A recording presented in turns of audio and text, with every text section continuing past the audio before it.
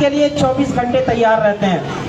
आपके किसी भी समस्या, कोई भी किसी भी तरह की, आप भरपूर लड़ाई लड़ते हैं दिल्ली में बैठ के हमारे शासन प्रशासन के साथ। तो ऐसे हमारे मार्गदर्शक जिनको सुनने के लिए हम सब बेचैन हैं, मुझे बहुत अच्छी लगती है उनकी बाड़ी।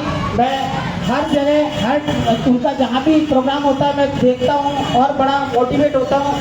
तो मैं स्वागत करना चाहूँगा और आपसे अनुरोध करूँगा कि आज इनका जन्म दिवस है, परम श्रोमणी संत कबीरदास जी का, कि आप पुष्प अर्पण करके उनको नमन बंदन करें, जोरदार तालियों से स्वागत करें। आज कबीरदास जी की जयंती है, उसी के उपलक्ष्य में ये कार्यक्रम हो रहा है। हम अपने आप को उनका वंशज कहते हैं, उनके पथ पर चलने वाला कहते हैं। तो मैं निवेदन करूंगा कि हमारे जो आज के अध्यक्षता कर रहे हैं, हमारे राष्ट्रीय अध्यक्ष युवा कोली कोरी समाज के, आप मंच पर आए और आशीर्वाद स्वरूप 2 शब्द हम सब लोगों को देने का कष्ट करें।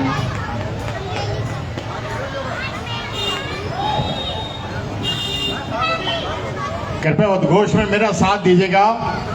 संत कबीर साहिब अमर रहे, अमर रहे, अमर रहे। संत कबीर साहिब अमर रहे, संत कबीर साहिब अमर रहे। उत्तराखंड की पवित्र देवभूमि और उसका जिला रुद्रपुर के रामपुरा इलाके में आज हमारी संस्था अखिल भारतीय युवा कोली कोरी समाज रजिस्टर्ड के उत्तराखंड के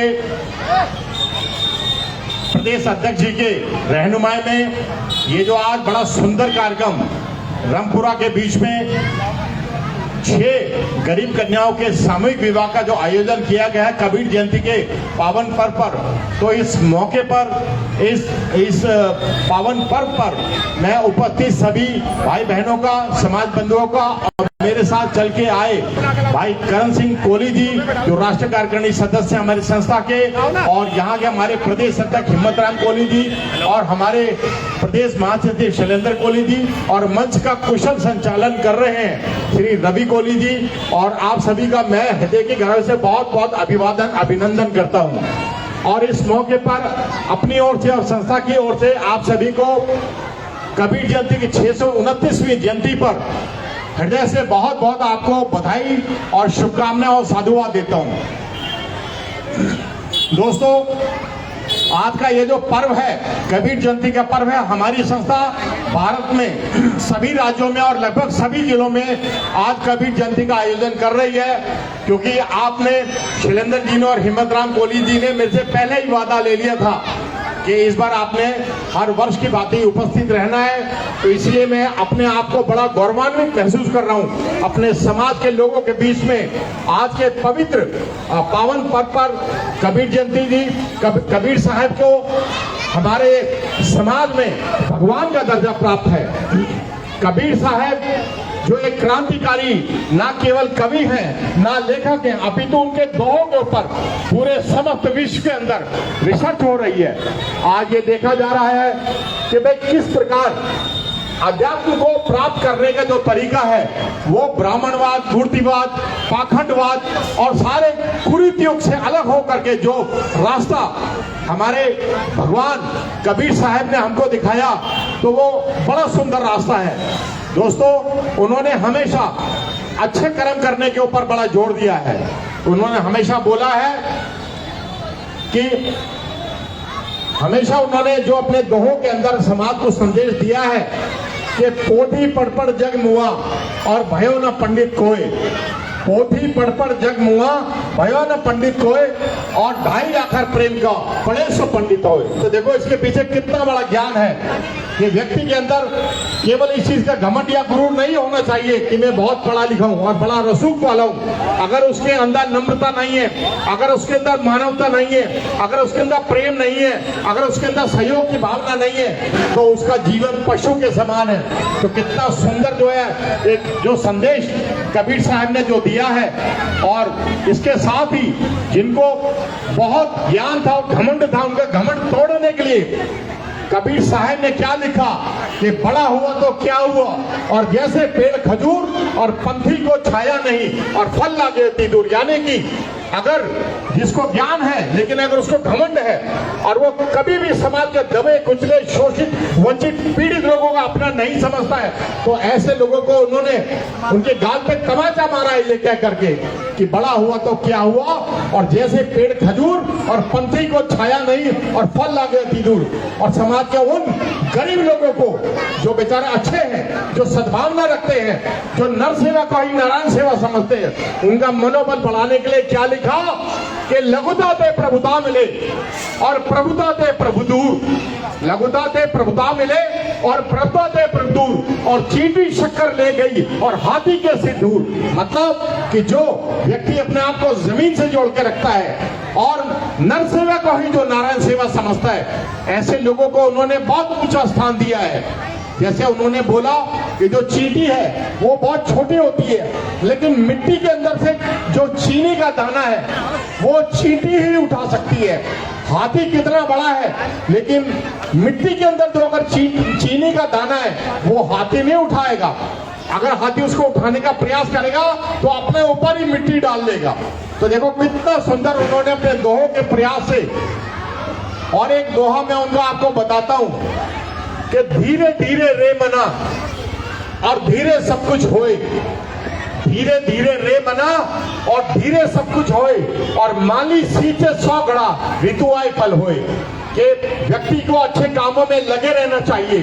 धीरे धीरे जो प्रयास किए जाते हैं तो अंत में उनका जो फल है वो बहुत बड़ा होता है, और इसमें काफी समय लगता है। जैसे माली को पूरे काफी सालों तक जो है पौधों को सींचना पड़ता है, और लेकिन जब सही ऋतु आती है तो उन पौधों के अंदर जो वृक्ष बन चुके होते हैं उसके अंदर फल आता है। तो इसीलिए बड़ा सुंदर लिखा था कि धीरे धीरे रे मना और धीरे सब कुछ होए, और माली सींचे 100 घड़ा ऋतु आए फल होए।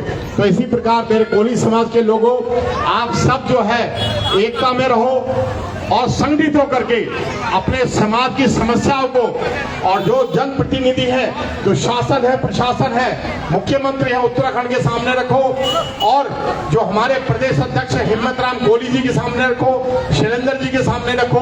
और अगर वो नहीं सुलझती है तो तुरंत वो समस्याएं मेरे पास दिल्ली आएंगी और हम अपनी पूरी ताकत झोंक देंगे, उन समस्याओं का आपको समाधान देंगे।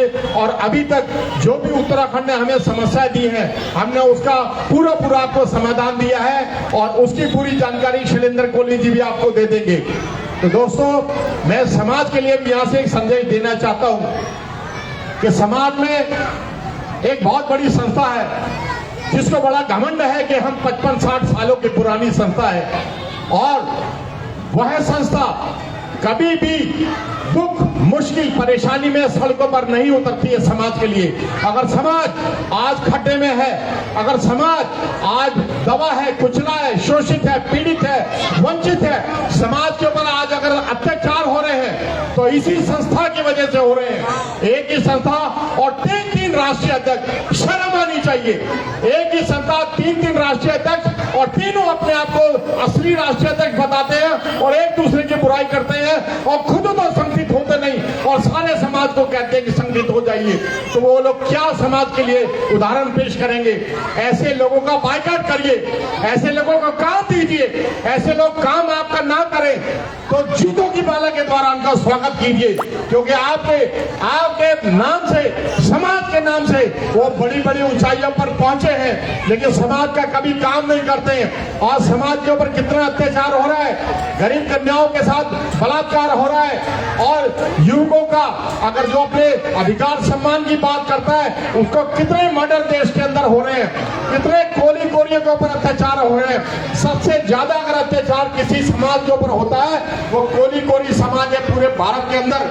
लेकिन उन सब जनप्रतिनिधियों के और विधायकों के लिए, सांसदों के लिए, और हमारे मंत्री, चाहे वो हमारे नाम में ही साहब भी क्यों ना हो, अगर क्योंकि वो समाज के लिए सड़कों पे आज तक नहीं उतरे, इसीलिए समाज की छवि कमजोर है, समाज की छवि बकरी वाली बनी हुई है। 20 करोड़ का समाज है, और आज हर तरफ अपमान झेल रहा है, हर तरफ अत्याचार झेल रहा है, उसके लिए यही संस्था जिम्मेवार है।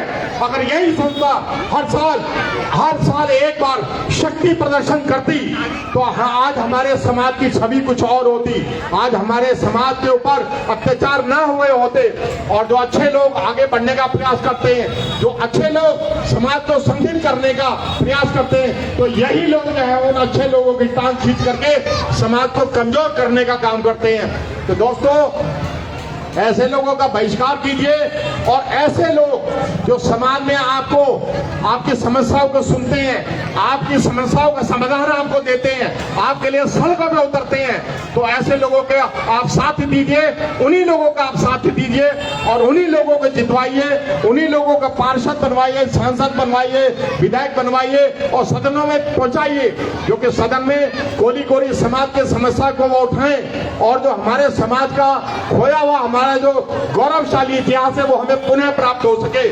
दोस्तों, आपने क्योंकि अभी मेरे को वापस दिल्ली पहुंचना है, एक और कार्यक्रम में रात को उसमें शामिल होना है, तो आपने मेरी बात को सुना। क्योंकि आज कबीर जयंती है तो कबीर साहब के बारे में मैंने 4 लाइनें लिखी थी जो आपका मनोबल बढ़ाएंगी और हमारी संस्था का मनोबल बढ़ाएंगी, और वो सोशल मीडिया पे बड़ी मशहूर हुई थी, तो वो मैं आपके सामने रखता हूँ कि जमीन जिंदा रख, जमीन मतलब अपनी आत्मा को जिंदा रखो, और कबीर जिंदा रख। कबीर साहब को क्यों अपने अंदर जिंदा रखो? क्योंकि कबीर साहब ज्ञान का दीपक है। आपके हृदय के अंदर कबीर साहब जिंदा रहेंगे तो आपका मनोबल बढ़ा रहेगा, आप समाज को संगठित करके लेकर के आगे बढ़ेंगे।